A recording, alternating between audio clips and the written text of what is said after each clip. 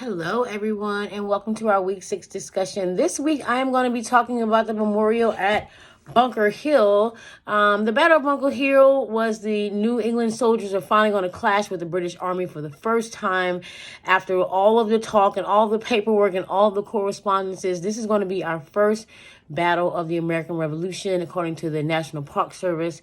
Military historians describe this as bloody fighting, which is going to take place through this hilly landscape of fenced pastures situated across the Charles River from Boston. It's the first major battle of the Revolutionary War and predicated the character and the outcome of the rest of the war.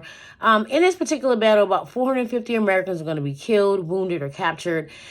This is only half the amount of British soldiers, which total about 1,054, and included about 89 British officers as well. Among the Americans who were killed was General Joseph Warren of Massachusetts, who had entered the redoubt as a volunteer. Now, the Bunker Hill Monument, which was erected in 1857, is a 221-foot granite obelisk. It marks the site on Breed's Hill where most of the fighting actually took place. The monument was erected at the site of the Battle of Bunker Hill in Boston, which was among the first major battles, as I said, between the Redcoats and the Patriots in the American Revolutionary War. Another reason that it's significant is not just because it was the first battle, but it also stands as a testament of American strength to the world. In September of 2021, the National Park Service announced a plan to make improvements to the Bunker Hill Monument, including its grounds.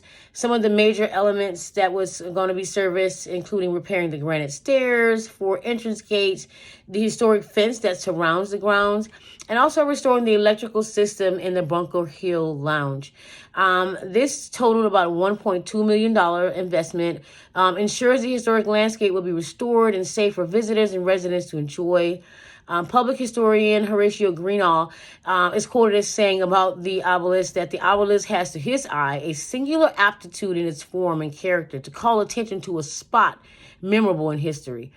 It says but one word, but it speaks loud. If understood its voice, it says here, and it says no more.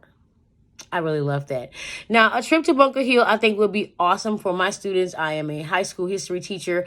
As a teacher of American history, it would be really great to have my students in those areas, to see those monuments, to step foot on those grounds, maybe get some feelings, some types of emotions out of this. I'm also the sponsor of the Close-Up Club, which means that we often visit Washington, D.C. and other political buildings and historical sites. I think this would be a great addition for the club as well as for my regular history students. Seeing these sites, like I said, would help students better contextualize the full scope of the American Revolution. Some of the sources that I use will come from the Britannica Encyclopedia, Sarah Purcell's quote of Horatio Greenall about the obelisk, and then lots and lots of information that I found on the National Park Service website about the grounds and the repairs and the improvements that are ongoing. I really love this week. I'm really a fan of public history and public buildings and historic preservation of buildings. Let me know what you guys think about this post. Get back with me with your feedback or your comments, and I'll be sure to make some comments on yours. Thanks.